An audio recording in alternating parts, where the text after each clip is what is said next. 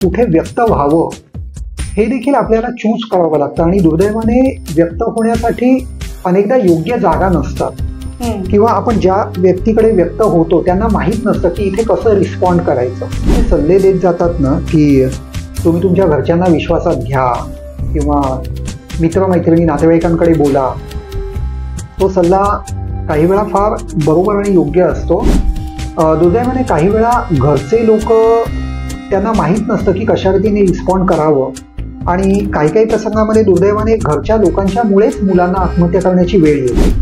आयुष्यामध्ये खरंच मोठे प्रॉब्लेम आहेत आणि मला असं वाटत नाही सगळं ठीक चाललंय, काही प्रॉब्लेम नाही, तर त्याला सकारात्मक विचार म्हणता येणार नाही. ते धोकादायक आहे. म्हणजे समोर काहीतरी मोठा धोका आहे आणि मी ते निग्लेक्ट करतोय, तर मग त्याला सकारात्मकता म्हणता येणार नाही. मुलांना हे सांगितलं की तू मुलगा आहेस, तू रडता कामा नये, किंवा तुला असं प्रिटेंड केलं पाहिजे की तू एकदम स्ट्रॉंग आहेस, सॉर्टेड आहेस, तुला प्रॉब्लेम नाही.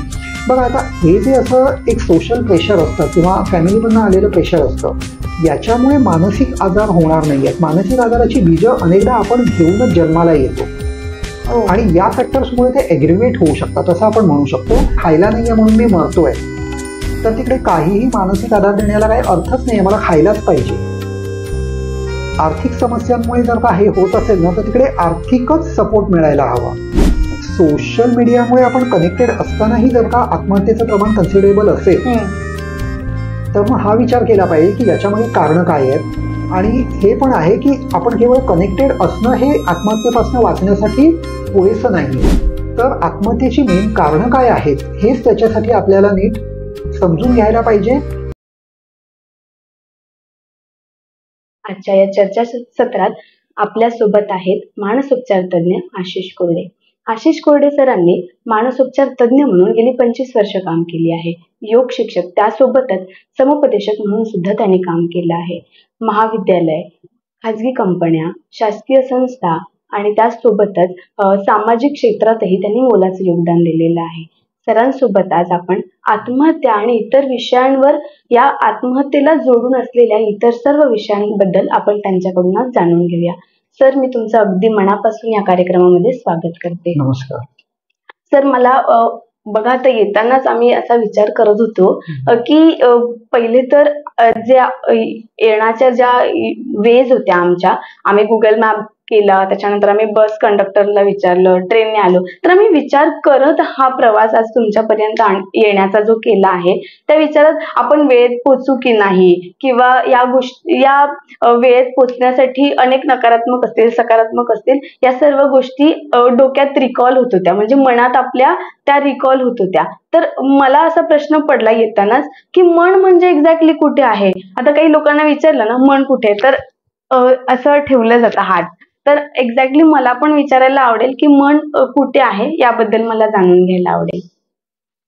फिजिकल लेवलला विचार केला तर मग आपल्या मनाचं जे शरीरामधलं स्थान आहे ते आपल्या कवटीच्या आतमध्ये आहे. आपल्या मेंदूमध्ये मन असतं असं आपण आता समजून घेऊ शकतो की त्याच्याचमुळे जर का मेंदूवरती काही परिणाम झाला तर मग आपले विचार बदलतात, आपली वर्तणूक बदलते आणि ते थाऱ्यावरती आणायचं असेल मन, तर मग त्याच्यासाठी मेंदूवरती योग्य ते उपचार करावे लागतात. त्याच्यामुळे मन कुठे आहे असं आपण म्हटलं तर मग ते मन आपल्या मेंदूमध्ये आहे हे आपण समजून घेऊ शकतो.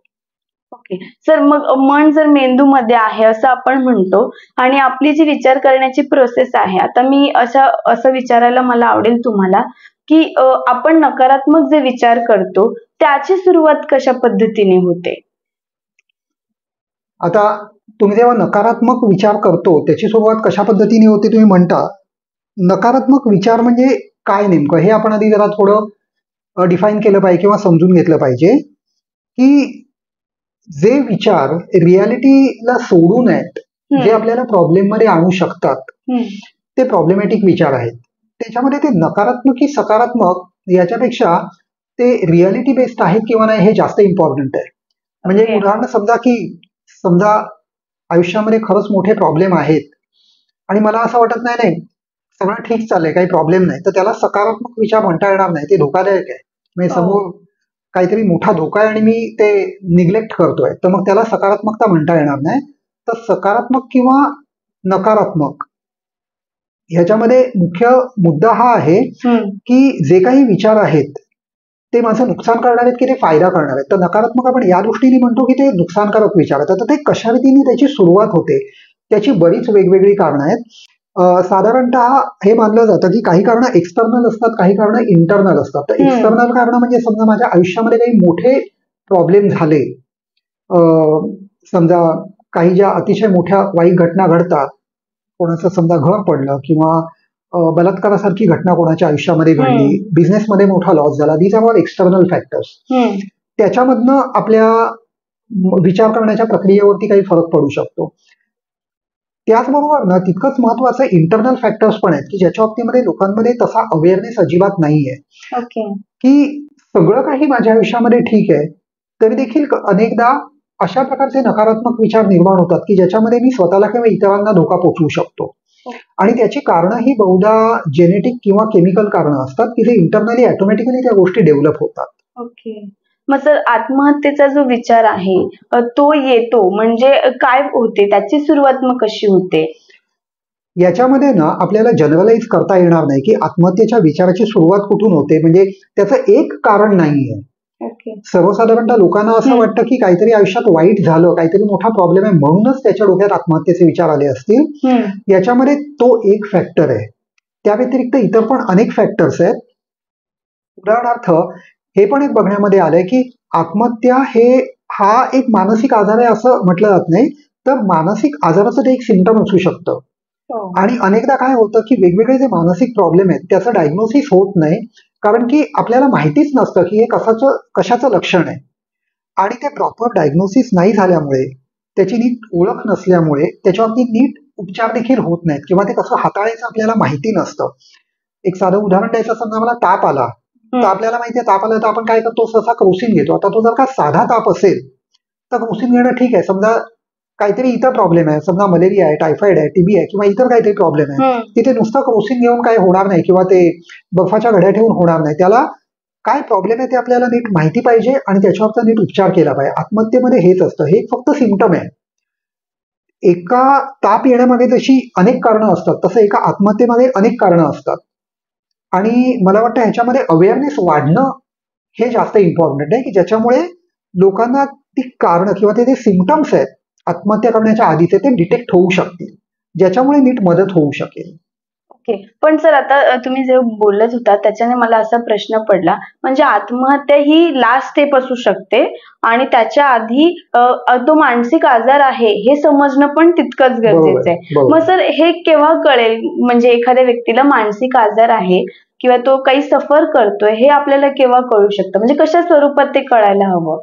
बघा, आता हे थोडक्यामध्ये सांगणं थोडं कठीण आहे. म्हणजे ह्याच्यामध्ये जी कारणं आहेत की ज्याच्यामुळे माणूस आत्महत्येला उद्युक्त होऊ शकतो, ती वेगवेगळी जी कारणं आहेत त्याचा आपल्याला अभ्यास असला पाहिजे किंवा त्याची आपल्याला काहीतरी थोडी माहिती असली पाहिजे. आता एक्सटर्नल फॅक्टर्स काय आहेत ते आपल्याला साध्या कॉमन सेन्सने पण समजू शकतं की माणसाच्या आयुष्यामध्ये काहीतरी मेजर प्रॉब्लेम झाले, त्याच्या हा परिणामाने त्याच्या मनात हे विचार येत असतील. कित्येकदा आपण बघतो की एखादा माणूस काहीतरी करून घेतो आणि त्याची कारणं काय कोणाला क्लू लागत नाही, इन्व्हेस्टिगेट केलं पोलिसांनाही क्लू लागत नाही. अशा परिस्थितीत अनेकदा जर का बघितलं ना तर मग काही फॅमिली हिस्ट्री मानसिक आजारांची दिसून येऊ शकते. अनेकदा ही हिस्ट्री लपवली जाते कारण की ते लोकांना कळणं हे आपल्याला लाज वाटण्यासारखं मानलं जातं. म्हणजे समजा मला सांधेदुखी असेल किंवा काहीतरी तर मग त्याची मला लाज नाही वाटणार, पण मला मानसिक आजार असेल तर मग ते मला लपवावं लागेल. हा आपल्याकडे एक प्रकार असतो. पण जर का ह्या गोष्टी काय आहे ते आपल्याला आधी माहिती असेल तर मग त्याच्या बाबतीमध्ये आधीपासून प्रिकॉशन घेता येतील. कारण की जेवढ्या आत्महत्या होतात त्यातल्या बऱ्याचशा प्रिव्हेंटेबल असतात, परंतु केवळ अज्ञानामुळे आपल्याला माहीत नसतं, म्हणून मग शेवटच्या टोकापर्यंत माणूस पोहोचतो. हा त्याच्यामध्ये एक प्रकार असतो. जसं तुम्ही सांगितलं की मानसिक आजार होणं हे कमीपणाचं लक्षण म्हणून लोक घेतात, त्यालाच जोडून मला विचारावं असं वाटतं की मानसिक आजार म्हणजे आता मुलांना सहसा सांगितलं पण जातं की तू मुलगा आहे, हा रडायचं नाही, तर अशी पण काही बंधनं लादली जातात. तर मला असं विचारायला आवडेल की मानसिक आजार आणि वेडेपण याच्यात काय फरक आहे, म्हणजे काय आपण ह्याला सेग्रिगेट करून सांगू शकतो की वेडेपणा काय आणि मानसिक आजार एक्झॅक्टली काय? मानसिक आजार या गोष्टीची काही एक व्याख्या आहे. वेडेपणा हे बोलीभाषेतली टर्म आहे, त्याची व्याख्या पण नाही. त्याच्यामुळे त्या दोन टर्मची तुलना करणं शक्य नाही, कारण की एकाची काहीतरी डेफिनेशन आहे, दुसऱ्याची काही ते बोलीभाषेतलं आहे. बरोबर. तर तसा फरक सांगणं कठीण आहे किंवा शक्यच नाहीये मला तरी. पण मानसिक आजार म्हणजे काय, आणि तुम्ही जे बोलताना म्हणालात की किंवा काही वेळा आपली पण जी एक समजूत असते की जे काही प्रॉब्लेम आयुष्यामध्ये होतात त्याच्यामुळे ते मानसिक आजार एग्रेव्हेट होतात, तयार होतात किंवा काय. किंवा समजा तुम्ही सांगितलं की मुलांना हे सांगितलं की तू मुलगा आहेस, तू रडता कामा नये, किंवा तुला असं प्रिटेंड केलं पाहिजे की तू एकदम स्ट्रॉंग आहेस, सॉर्टेड आहेस, तुला प्रॉब्लेम नाही. बघा आता हे जे असं एक सोशल प्रेशर असतं किंवा फॅमिलीमधनं आलेलं प्रेशर असतं, याच्यामुळे मानसिक आजार होणार नाहीयेत. मानसिक आजाराची बीजं अनेकदा आपण घेऊनच जन्माला येतो आणि या फॅक्टर्समुळे ते एग्रिव्हेट होऊ शकतात असं आपण म्हणू शकतो. सोशल प्रेशरमुळे एन्झायटी डिसऑर्डर्स फक्त होऊ शकतात की जे पण ट्रीटेबल आहेत, ज्याच्यामधनं देखील काही वेळा माणूस टोकाचा विचार करू शकतो. परंतु बाकीचे जे मुख्य आजार आहेत की ज्याच्यामधनं आत्महत्येचं प्रमाण वाढू शकतं, तर त्याच्यामध्ये सगळ्यात टॉपवरती डिप्रेशन आहे. तसंच वेगवेगळे जे ऍडिक्शन्स असतात, अल्कोहोलिझम वगैरे, त्याच्यामुळे देखील त्यातले देखील निदान 15% लोक आत्महत्या करतात. आत्महत्या करणाऱ्यांचं जर का आपण प्रमाण बघितलं ना, तर जास्तीत जास्त आत्महत्या हे डिप्रेशनच्या पेशंट्सनी केलेल्या आहेत. त्याच्या खालोखाल वेगवेगळे जे ऍडिक्शन्स आहेत त्यातले लोक आत्महत्या करतात. एक 5% लोक जे स्किझोफ्रेनिया सारखे सायकोटिक डिसऑर्डर आहेत त्याचे पेशंट्स आत्महत्या करतात. त्याचप्रमाणे जसं मानसिक आजार हा एक प्रकार आहे, तसंच पर्सनॅलिटी डिसऑर्डर हा एक वेगळा प्रकार आहे. तो जो आजार नाहीये पण त्याने देखील आयुष्यामध्ये खूप मोठे प्रॉब्लेम होतात. म्हणजे त्या विषयावरती कदाचित आपण नंतर कधी डिटेलमध्ये चर्चा करूया. तर ज्या लोकांना हे जे पर्सनॅलिटी डिसऑर्डर्स आहेत त्यातले देखील अनेक लोक आत्महत्या करतात. कारण ह्याच्यामध्ये एक इंटरेस्टिंग फॅक्टर तुम्हाला सांगतो की काही वेळा आत्महत्येला कारण नसतं, अनेकदा कारणं असतात, पण काही काही आत्महत्या अशा असतात की ज्याच्यामध्ये दिसणारं कारण काही नसतं, ते टोटली इंटरनल असतं.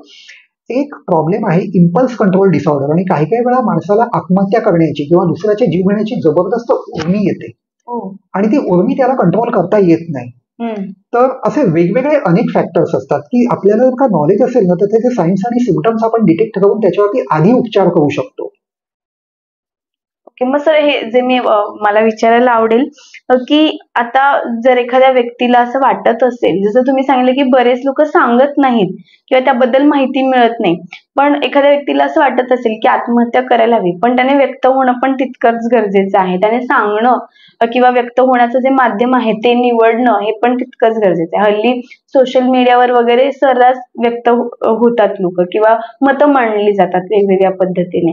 तर यावर तुम्हाला काय वाटतं, त्याने कुठे व्यक्त व्हायला हवं, काय करायला हवं? बघा, हे एक महत्वाचं आहे. ज्याप्रमाणे ना आपण जर का कुठे बाहेर गेलो असू तर आपण भूक लागल्यावरती कुठे जाऊन खातो हे आपल्याला सिलेक्ट करणं गरजेचं आहे. आणि आपल्याला योगायोगाने चांगली जागा मिळाली तर आपली तब्येत ठीक राहील, चुकीची जागा मिळाली तर मग गडबड होऊन जाईल. तर तसंच कुठे व्यक्त व्हावं हे देखील आपल्याला चूज करावं लागतं. आणि दुर्दैवाने व्यक्त होण्यासाठी अनेकदा योग्य जागा नसतात किंवा आपण ज्या व्यक्तीकडे व्यक्त होतो त्यांना माहित नसतं की इथे कसं रिस्पॉन्ड करायचं. युजली जे सल्ले देत जातात ना की तुम्ही तुमच्या घरच्यांना विश्वासात घ्या किंवा मित्रमैत्रिणी नातेवाईकांकडे बोला, तो सल्ला काही वेळा फार बरोबर आणि योग्य असतो. दुर्दैवाने काही वेळा घरचे लोक त्यांना माहित नसतं की कशा रीतीने रिस्पॉन्ड करावं, आणि काही काही प्रसंगामध्ये दुर्दैवाने घरच्या लोकांच्यामुळेच मुलांना आत्महत्या करण्याची वेळ येते. कारण की घरचे व्यक्ती देखील नेहमीच फार चांगले वागणारे असतात असं नाही. काही वेळा त्यांना स्वतःचे काही मेजर प्रॉब्लेम असतात ज्याच्यामुळे ते घरामध्ये एवढं टेन्शन निर्माण करतात की ज्याच्यामुळे कुठे मुलांना जावं आणि पळून जावं की जीव द्यावा ते कळत नाही. आता अशा वेळेला व्यक्त होण्यासाठी माध्यम शोधणं हे खरोखरीच एक टास्कच आहे. आणि अनेक ठिकाणी सुइसाइड प्रिव्हेन्शन साठीच्या काही सर्व्हिसेस असतात, म्हणजे ते आपण ऑनलाईन सर्च केलं तर मग आपल्याला कदाचित ते मिळू शकेल. तर अशा संस्थांशी जर का आपण कॉन्टॅक्ट करू शकलो तर ते चांगलं होईल. अनेकदा या सर्व्हिसेस मध्ये तिकडे जी माणसं बसलेली असतात बोलायला, त्यांना माहिती असतं की कशा रीतीने काय बोलायचं ते. पण अदरवाईज हे थोडं कठीणच आहे. म्हणजे आपण समजा कुठेतरी एखाद्या बाहेरगावी गेलो आणि आपल्याला जेवायचं असेल तर कुठे जेवायचं हे आपल्याला शोधायला लागतं. योगायोगाने चांगली जागा मिळाली तर आपल्यासाठी ते चांगलं आहे. जर का खराब जागा असेल तर मग कदाचित त्यातनं फूड पॉयझनिंग होईल. तसं आपण कोणाशी बोलतो हे आपल्याला योग्य जागा शोधणं हे आवश्यक आहे. तर जर का घरचे आपल्याला बोलण्याच्या सारखे वाटले नाहीत तर आय वुड सजेस्ट की प्रोफेशनल हेल्प घेणं हे नेहमीच प्रिफर्ड आहे. सर, माझा यालाच पुढचा प्रश्न लागून असा आहे की सोशल मीडियामुळे लोक जवळ आलेली आहेत, बरोबर, असं म्हटलं जातं. आणि सोशल मीडियाच्या माध्यमांमुळे प्रत्येक मिनिटाचं नाही, प्रत्येक सेकंदाचं सुद्धा अपडेट, माणूस कुठून कुठे जातोय, काय करतोय, ह्या सगळ्या गोष्टी आपल्याला माहिती पडतात किंवा माहिती आपण घेतो. याच्यामुळे लोक जवळ आले तसं आपण म्हणतो. तरी आत्महत्येचं प्रमाण जे आहे ते वाढलेलं आहे. तर यावर तुम्हाला काय वाटतं? बघा, आता सोशल मीडियामुळे लोक जवळ आलेली आहेत तरी आत्महत्येचं प्रमाण वाढलेलं आहे. आता मला नेमकं माहित नाहीये की ते आता वाढलेलं आहे की ते आधीपासून आहे तेवढं कॉन्स्टंट आहे. पण तुमच्या प्रश्नामध्ये एक हा अर्थ आहे की लोक कनेक्टेड असताना देखील ते जीव देतात. हे कसं काय? म्हणजे आपण असं गृहीत धरलंय की जीव देण्याच्या मागे तुटकपणा हा कदाचित कारणीभूत असेल. लोक कनेक्टेड नसतील तर ते जीव द्यायला जास्त उद्युक्त होतील. तर याच्यामध्ये तसं थोडं तथ्य आहे, कारण की हे बघण्यामध्ये आलंय की जी माणसं ज्यांचं लग्न झालेलं नाहीये त्यांच्यामध्ये लग्न झालेल्या लोकांच्या पेक्षा आत्महत्येचं प्रमाण थोडं जास्त असतं. तर एकटेपणामधनं आत्महत्येचं प्रमाण थोडं वाढू शकतं. परंतु सोशल मीडियामुळे आपण कनेक्टेड असतानाही जर का आत्महत्येचं प्रमाण कन्सिडरेबल असेल तर मग हा विचार केला पाहिजे की याच्यामागे कारणं काय आहेत. आणि हे पण आहे की आपण केवळ कनेक्टेड असणं हे आत्महत्येपासून वाचण्यासाठी पुरेसं नाहीये. तर आत्महत्येची मेन कारणं काय आहेत हेच त्याच्यासाठी आपल्याला नीट समजून घ्यायला पाहिजे आणि त्या पद्धतीने आपल्याला त्या दृष्टीने काम करायला पाहिजे. ओके सर, तुम्ही जसं सांगितलं ना आता की आत्महत्येची कारणं असेल आणि तुम्ही सांगितलं की याची सुरुवात मनोरुग्ण जो असतो त्याला नकारात्मक भावना वगैरे येऊन ती सुरुवात होते, बरोबर. पण सर, जेव्हा आपल्याला कळतं की एखादा मनोरुग्ण जो आहे त्याला हा XYZ आजार आहे किंवा त्याला डिसऑर्डर आहे कोणता, तर त्यावेळेला त्या मनोरुग्णाला हेल्प करण्यासाठी त्याला मदत म्हणून फॅमिलीने असेल किंवा मित्रमैत्रिणी असेल, ऑफिसमध्ये असेल किंवा कॉलेजमध्ये असेल, त्याच्या आजूबाजूला जे सराउंडिंग आहे त्यांनी कशा पद्धतीने त्याला मदत करणं अपेक्षित आहे? बघा, मला असं वाटतं की बहुधा या प्रश्नाला हेच उत्तर दिलं जातं की त्याला समजून घ्या, त्याला व्यक्त व्हायला वाव द्या वगैरे. बरोबर. आणि हे फारच उथळ सल्ले आहेत आणि याने फारसा काही फरक पडतो असं मला वाटत नाही. जर का काहीतरी प्रॉब्लेम असेल, म्हणजे मानसिक प्रॉब्लेम असेल, त्या व्यक्तीमध्ये मनोरुग्णतेची काही चिन्ह दिसत असतील तर सगळ्यात महत्वाचं म्हणजे प्रोफेशनल हेल्प घेणं हेच महत्वाचं आहे. म्हणजे जर का मला एखादा काही शारीरिक रोग झाला असेल तर केवळ कोणीतरी मला चांगला आहार दिला, पुरेशी झोप घ्यायला दिली तर त्यातनं मी बरा होणार नाहीये, मला ट्रीटमेंट ही घ्यावीच लागणार आहे. तर जे मानसिक आजार आहेत त्याच्यामध्ये देखील ना पहिली गोष्ट आहे डायग्नोसिस आणि त्याच्यानंतर पुढचं म्हणजे ट्रीटमेंट. आणि त्या क्षेत्रामधले जे प्रोफेशनल्स आहेत तेच लोक हे करू शकतात. तर सगळ्यात महत्वाचं म्हणजे त्या व्यक्तीला प्रोफेशनल हेल्प अवेलेबल करून देणं गरजेचं आहे असं मला वाटतं. त्या बाबतीमध्ये जास्त अवेअरनेस व्हायला हवा. महाराष्ट्रामध्ये शेतकरी कुटुंब जे आहे त्याच्यामध्ये सुद्धा जर आत्महत्येचं प्रमाण जास्त आहे. तर जेव्हा शेतकरी आत्महत्या करतो त्याच्या गावात असेल, त्याच्या घरात असेल, त्याच्या कुटुंबात असेल, एक ती वेगळी मनस्थिती निर्माण होते. आता शेतकऱ्यांच्या घरात असं म्हटलं जातं की तू शेतकरी नाही व्हायचंय, तर तो जो कल जो आहे तोही वेगळा होतोय. पैसे मिळवण्याच्या दृष्टीने तो अतिशय महत्वाचाही असू शकतो त्या कुटुंबासाठी, कारण त्याच्याने पोट चालतं म्हणा, पोट भागतं असं आपण म्हणू शकतो.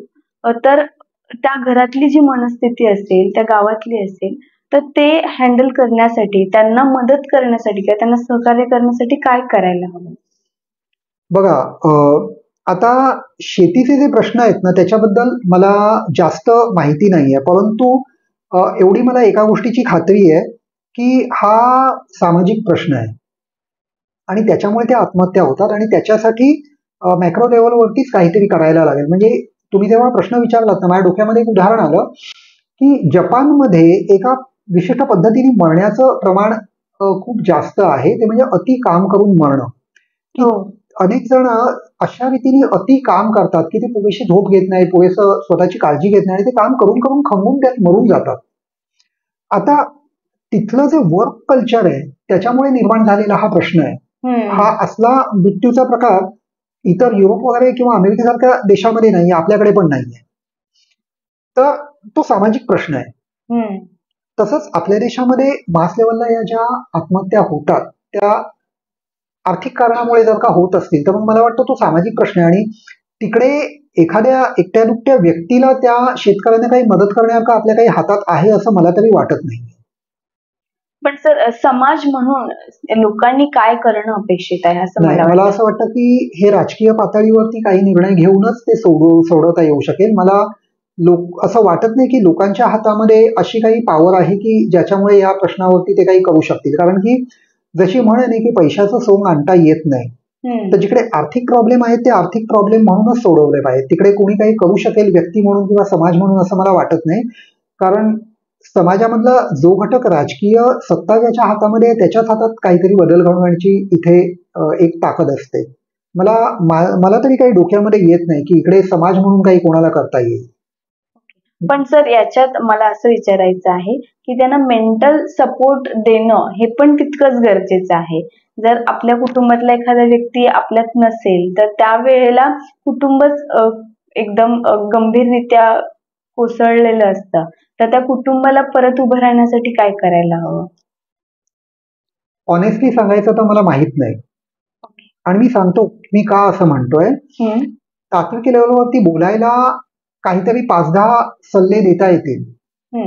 मी विचार करतो की जर का मी स्वतः त्या परिस्थितीमध्ये गेलो तर मला नेमकी कशाने मदत होईल. बघा, जर का एक उदाहरण देतो की समजा मला भूक लागली आणि खायला नाहीये म्हणून मी मरतोय, तर तिकडे काहीही मानसिक आधार देण्याला काही अर्थच नाहीये. मला खायलाच पाहिजे. आर्थिक समस्यांमुळे जर का हे होत असेल ना, तर तिकडे आर्थिकच सपोर्ट मिळायला हवा. मला असं वाटतं की त्याशिवाय दुसरं काही चर्चा करण्यात पण तसा अर्थ नाहीये.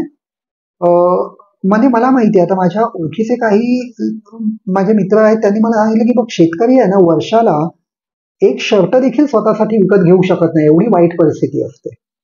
म्हणजे जिकडे खाण्यापिण्याचेच वांदे आहेत, तर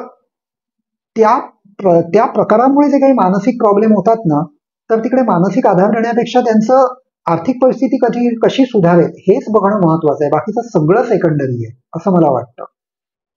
बरोबर. सर, हे तर खरंच महत्वाचा विषय आहे, कारण पैसा असेल तर पुढे आपण बऱ्याच गोष्टी करू शकतो. निदान जगण्या एवढं तरी साधनं पाहिजे. मला खायलाच मिळत नसेल तर मग ते जगणं म्हणजे अशक्यच होऊन जातं, आणि ती परिस्थिती तिकडे तशी असते माझ्या माहितीनुसार. सर, मला पुढचा प्रश्न असा विचारायचा आहे की आता जसं आपण चर्चाच करतोय की तुमचे जे फ्रेंड सर्कल असेल किंवा तुमचे सोबतचे जे डॉक्टर्स असतील त्यांच्यासोबत असेल किंवा महाविद्यालयातल्या मुलांसोबत जेव्हा तुम्ही काम करता तेव्हाचा तुमचा अनुभव कसा राहिला गेल्या 25 वर्षाचा? काही व्यक्तींच्या बाबतीमध्ये बघितलंय की घरामध्ये सिव्हिअर प्रॉब्लेम असतात आणि त्याच्यामुळे ते आत्महत्येपर्यंत पोहोचतात. म्हणजे माझ्या कॉन्टॅक्ट मधली 2 उदाहरणं सांगतो. मी जेव्हा कॉलेजमध्ये होतो तर आमच्या कॉलेजमध्ये एक मुलगा होता, म्हणजे मी आर्ट्स साईडला होतो आणि तो सायन्सचा होता. तर तो हुशार होता, वर्गामधला टॉपर होता, आणि एकदा न्यूज आली की त्याने आत्महत्या केली. तर आम्हाला खूपच आश्चर्य वाटलं की काय प्रकार आहे. नंतर मग माहिती काढली तर मग हे कळलं की त्याचे वडील जे होते ना, ते खूप जास्त क्रिटिकल होते आणि ते सतत मुलाला म्हणजे टीकात्मक पद्धतीने हॅरॅस करायचे. म्हणजे ते नुसतं टोचून बोलायचे असं नाही, ते अक्षरशः हॅरॅस करायचे. आणि कदाचित त्यांचं म्हणजे असं हे होतं की त्याने म्हणजे किती मार्क मिळवले, अगदी 99% मिळवले ना, तरी देखील ते त्याच्यामध्ये टीका करायची की 1% का नाही मिळाला. तर काही वेळा काय असतं, म्हणजे आईवडिलांची ती अशी काहीतरी मनामधली समजूत असते की मी कशासाठी करतो, त्याची इम्प्रुव्हमेंट व्हावी, त्याने असं आयुष्यात ढिला पडू नये म्हणून हे करतो ना. तसं काही नाही आहे. ऍक्च्युली माझ्या मते ही मानसिक विकृतीच आहे, आणि अनेकदा अशी माणसं काहीतरी समर्थन शोधून काढतात. ते असह्य झाल्यामुळे त्याने आत्महत्या केली, आणि आम्हाला कोणाला हे म्हणजे मला तरी माहिती पण नव्हतं. काही वेळा कारण ही एक्सटर्नल असतात, आणि अशा वेळेला म्हणजे आपल्याला सांगणं सोपं आहे की तुम्ही सहन करा, त्यांची बाजू समजून घ्या, याच्याहून मोठे प्रॉब्लेम असतात. हे सगळे सल्ले निरर्थक असतात. म्हणजे ज्याचं जळतं त्याला कळतं म्हणतात ना, ते या बाबतीमध्ये खूप खरं असतं. अशा वेळेला माझा तरी भर असा असतो की ज्या परिस्थितीमध्ये तो आहे त्यातनं त्याला बाहेर काढता येईल का, म्हणजे त्याला त्या घरामध्ये राहण्याऐवजी दुसरीकडे कुठेतरी त्याची राहायची सोय होऊ शकेल का, हेच महत्वाचं असतं. कारण काय की आपण जर का अतिशय प्रदूषित हवेमध्ये राहिलो तर मग आपण किती पण मास्क वापरला, प्राणायाम केले, चांगलं अन्न खाल्लं, तरी जर का आपल्याला ऍलर्जी व्हायची असेल, कॅन्सर व्हायचं असेल, काय ते होणारच आहे. आपल्याला त्या प्रदूषणामधनं बाहेर पडलं पाहिजे. अनेकदा मानसिक प्रदूषण जे आहे ना, ते घातक असतं हे आपण तेवढं स्वीकारत नाही. आपल्याला असं वाटतं की आणखीन 4 जण त्याच परिस्थितीत राहत आहेत, त्यांना काही त्रास होत नाही, तुलाच का होतोय, म्हणजे तूच जास्त सेन्सिटिव्ह आहेस. याला काही अर्थ नाहीये. असह्य होत असेल तर आपल्याला परिस्थितीवरती उपाय शोधून काढणं हे जास्त महत्वाचं असतं. आता हे झालं एक्सटर्नल फॅक्टर बद्दल. माझे असे अनुभव आहेत की इंटरनल फॅक्टरमुळे जे आत्महत्या करणारे असतात ना, ते जर का योग्य वेळी डिटेक्ट झाले तर त्यांच्यापैकी पण अनेकांना वाचवता येतं. माझ्या कॉन्टॅक्ट मधल्या काही व्यक्तींनी अशा रीतीने इम्पल्सिव्हली आत्महत्या केलेली आहे आणि मला आधीपासून माहिती होतं की यांच्यामध्ये काय प्रॉब्लेम आहे, परंतु ते डायरेक्टली माझ्याशी रिलेटेड नव्हते किंवा ते माझे क्लायंट नव्हते, त्यामुळे मी जास्त काही करू शकलो नाही. परंतु अनेकदा अशाही लोकांनी अप्रोच केले आणि त्यातले काही अतिशय तरुण वयातले होते, अगदी स्कूल आणि कॉलेज स्टुडंट पैकी, की ज्यांच्यामध्ये ती आत्महत्येची ओढी खूप जबरदस्त आहे आणि योग्य वेळेला त्यांना गायडन्स दिल्यामुळे ते तरुण आहेत. तर योग्य वेळेला योग्य गायडन्स मिळणं ही एक ह्याच्यामधली खूप क्रुशल गोष्ट आहे, खूप महत्वाची गोष्ट आहे. सर, आता मला पुढचा प्रश्न असा विचारायचा आहे की हे आत्महत्या करण्याचं जे प्रमाण आहे हे जसं यंग मुलं असतील किंवा स्कूल लेवलच्या, तेवढ्यापासूनच त्या गोष्टी त्यांना, अरे मला ह्या घरातले त्रास होतो आणि मला इथून बाहेर पडायचंय किंवा मला ह्यांच्यामध्ये राहायचंच नाही, या गोष्टी जशा आहेत किंवा तुम्ही जसं सांगितलं की त्या मुलाला दूषित वातावरणापासून बाहेर ठेवणं, तर काही वेळेला ना फायनान्शियल गोष्टीमुळे पण हे शक्य होणं तितकंच म्हणजे मुख्य मुद्दा ना तोच असतो की जे डिपेंडंट असतात पालकांवरती, त्यांच्याकडे रिसोर्सेसच नसतात सेपरेटली राहण्याचं. म्हणजे बाहेर जाऊन राहणं म्हणजे मरणच असतं, कारण आपल्याला खायला कोण देणार, आपण राहणार कुठे. बरेचसे जण त्याच्याचमुळे एखाद्या दूषित मानसिक वातावरणामध्ये दुर्दैवाने म्हणजे अक्षरशः सडत कुजत जातात, त्यांचं आयुष्य त्यातनं खराबच जास्त करून होत जातं. तर आर्थिक प्रॉब्लेम हा एक खरंच खरा प्रॉब्लेम आहे. तर यालाच लागून मी विचारू इच्छिते तुम्हाला की ज्या महिला आहेत त्यांच्यामध्ये देवी अंगात येणं आणि मग तो मानसिक आजार वाढणं आणि मग आत्महत्येकडे प्रवास असं देखील आढळलं जातं आणि हा श्रद्धेचा भाग म्हणून पण समाजामध्ये घेतला जातो. म्हणजे असं म्हटलं जातं की देवी अंगात येते म्हणजे खरंच देवी येत असेल किंवा तिला बऱ्याच गोष्टी माहित असेल, तर याबद्दल मला मार्गदर्शन. बघा, आता जसं सुरुवातीला आपल्या मुलाखतीमध्ये सांगितलं की आत्महत्या करणाऱ्यांमध्ये ज्यांना मानसिक समस्या आहे किंवा मानसिक आजार आहेत त्यांचं प्रमाण मोठं असतं. आता देवी अंगात येणं, कुठलाही देव अंगात येणं हे मानसिक आजाराचंच लक्षण आहे. कारण की खरोखरीच जगामध्ये देव किंवा दैवी शक्ती असं काहीही नाहीये, ते आपण तयार केलेली गोष्ट आहे. म्हणजे आपल्याला माहितीये की कित्येक करोड वर्षापासून म्हणजे पृथ्वीवरती जीवसृष्टी आहे, त्याचे पुरावे आहेत. देवाची कल्पना अगदी आताची आहे. तर त्याचं म्हणजे कुठेतरी आपल्याला हे स्वीकारणं गरजेचं आहे की अंगामध्ये देव येणं देवी येणं हेच एक मुळामध्ये सिम्पटम आहे. तसंच खरोखरीच देव आहे असं जे आपल्याला वाटतं, तर ते एक सामाजिक किंवा सोशलायझेशनच्या प्रोसेसमुळे ते आपण ते बिलीफ ते स्वीकारलेलं आहे, कारण लहानपणापासून आपल्याला ते सांगितलेलं असतं, म्हणजे बिंबवलं आपल्यावर. बरोबर. पण कोणालाही जर का खरोखरीच देवाच्या अस्तित्वाचे अनुभव येत असतील तर हे वाक्य तुम्ही डोक्यात ठेवा की त्यांना लवकरच उपचारांची गरज पडू शकेल. आणि याच्यामध्ये हे पण एक लक्षात ठेवायचं की याचा इंटेलिजन्सशी संबंध नाहीये. म्हणजे अत्यंत बुद्धिमान लोकांमध्ये देखील मानसिक आजाराची सिम्पटम्स असू शकतात. तर एखादा माणूस खूप हुशार आहे, एवढा सुशिक्षित आहे, बिझनेस रन करतो, त्याला कसे प्रॉब्लेम असतील हे डोक्यातनं काढून टाकायचं. म्हणजे एखादा अगदी धट्टाखट्टा असेल तरी देखील करोनामध्ये तो मरू शकतो किंवा काही त्याला होऊ शकतं. तसंच मानसिक आजारांचं पण आहे, ते कोणालाही होऊ शकतात. तर मला हे विचारायचंय, म्हणजे मला हे सांगा की मानसिक आजार होण्याआधीच आपण त्याला कंट्रोलमध्ये ठेवण्यासाठी किंवा मला नकारात्मक विचार येऊ नये याच्यासाठी आपण काय करणं खूप अपेक्षित आहे. चांगला प्रश्न आहे. बघा, ह्याच्यामध्ये ना आपण असं गृहीत धरलंय की मानसिक आजार होऊ नयेत म्हणून आपल्याला बरंच काही करता येतं. तर याच्यामध्ये काही गोष्टी निश्चित आपल्याला करता येतात, पण आधीच एक गोष्ट लक्षामध्ये ठेवणं गरजेचं आहे की आपल्याला हे टोटली प्रिव्हेंट करता येणार नाहीयेत. म्हणजे जर का मला मानसिक आजार होणार असतील तर मी ते टोटल ती शक्यता नील करू शकत नाही, शून्य करू शकत नाही. आपल्या हातात काय, आपल्या हातामध्ये फक्त रिस्क रिडक्शन आहे.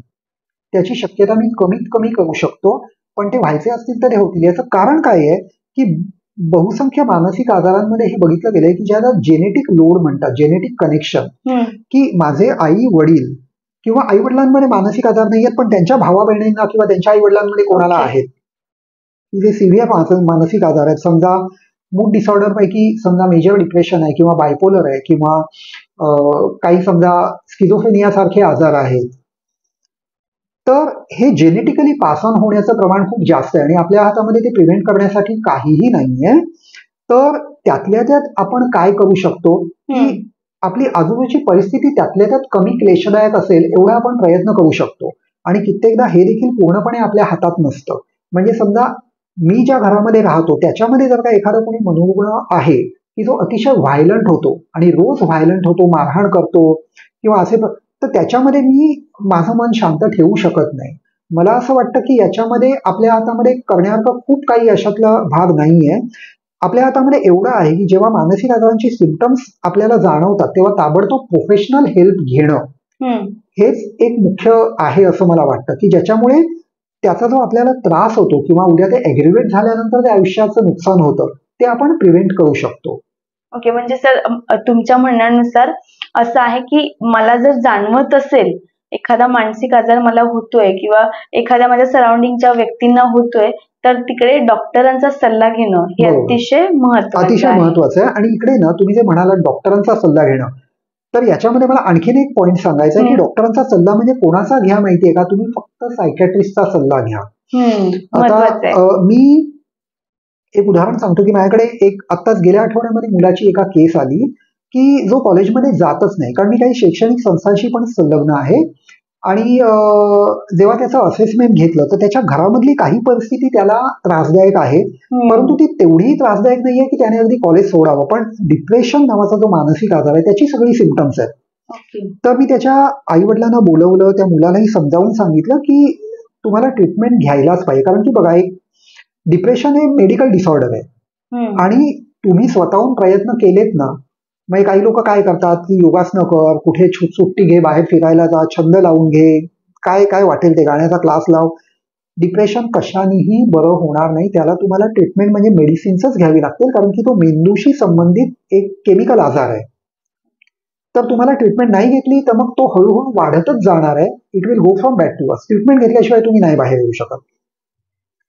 त्यांना ते सगळं समजावून सांगितलं, ते रेडी पण झाले. नंतर ते त्यांच्या फॅमिली डॉक्टरकडे गेले, तिथे MBBS डॉक्टर आहेत. त्यांनी सगळं समजून घेतलं, सांगितलं की याला मेडिसिन्सची आवश्यकता नाहीये, हा आपोआप बरा होईल. आता काय की याच्यामध्ये ना जे MBBS डॉक्टर आहेत किंवा इतर जे डॉक्टर्स आहेत, समजा कोणी आयुर्वेदिक डॉक्टर आहे, होमिओपॅथ आहे किंवा कोणी समजा ऑर्थोपेडिक सर्जन आहे, स्किन स्पेशालिस्ट आहेत, आता हे सगळे त्यांच्या त्यांच्या क्षेत्रामध्ये अतिशय एक्सपर्ट आहेत. त्यांच्या ज्ञानाबद्दल काहीही म्हणजे डिसरिस्पेक्ट करण्याचा हेतू नाही. पण एक लक्षात ठेवलं पाहिजे की मानसिक आजारांच्या बाबतीत म्हटलं ना तर या तज्ज्ञांना त्याच्यातलं ABCD पण माहिती नसतं. त्यांचा दोष नाहीये, त्यांचं ते सिलेबसमध्ये नसतंच. तर तुम्हाला काही पण जर का डिस्कस करायचं असेल तर फक्त सायकॅट्रिस्टशी करायचं, कारण की बाकीचे लोक जे बघू शकणार नाही ते सायकॅट्रिस्ट बघू शकतात. आणि अनेकदा ट्रीटमेंट डिले झाल्यामुळे ते हाताबाहेर जाते. तर डॉक्टरांचा इकडे सल्ला घेणं हे गरजेचं आहे. तर तुमचं अगदी मनापासून थँक्यू. तुम्ही अतिशय गंभीर विषयावर देखील मला मार्गदर्शन केलं, युथकट्टाच्या प्रेक्षकांना मार्गदर्शन केलं. सरांनी ज्या पद्धतीने सांगितलं की आपल्याला व्यक्त होण्यासाठी योग्य व्यक्ती असणं तितकंच गरजेचं आहे, त्यासाठी मानसोपचार तज्ज्ञांची भेट घेणं ही आजची आपली गरज आहे असं म्हणायला हरकत नाही. सोबतच तुमचे काही प्रश्न असतील तर युथकट्टाच्या कमेंट बॉक्समध्ये तुम्ही नोट करू शकता. आणि तुम्हाला अजून अधिक माहिती जाणून घ्यायचं असेल तर डिस्क्रिप्शनमध्ये सरांचा नंबर दिलेला आहे, तिथेही तुम्ही संपर्क करू शकता. आणि युथकट्टावर आपण बोलत राहूया, भेटत राहूया. Thank you so much.